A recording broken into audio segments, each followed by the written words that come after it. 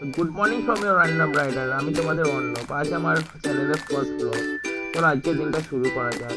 ঘুম থেকে উঠে ঝটপট করে স্নান করে রেডি হয়ে তারপর একটা হালকা ফুলকা ব্রেকফাস্ট করে অফিসের জন্য বেরিয়ে পড়লাম।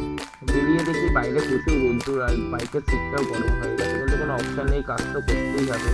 পৌঁছে গেলাম কোয়েস্টে, কারণ আমার অফিসের যে ফার্স্ট দিন ছিল কোয়েস্টে। কোয়েস্টের কাজ ছেড়ে আবার বেরিয়ে পড়লাম। বেরিয়ে রাস্তায় পড়লো বিড়লা মন্দির। আজ আর ভেতরে ঢোকার সময় ছিল না, তাই বাইরে থেকে তোমাদের জন্য ভিডিওটা করলাম। তারপর রাস্তা দেখলাম আজ অনেক ফাঁকা অন্য দিনের থেকে। তারপর মাথায় এলো আজ তো ইলেকশনের রেজাল্ট, তাই হয়তো ফাঁকা। তারপর পৌঁছে গেলাম সাউথ সিটি মল। সাউথ সিটিও কাজটা সেরে বেরিয়ে পড়লাম। তারপর ভাবলাম লাঞ্চটা এখানেই সেরে নিই।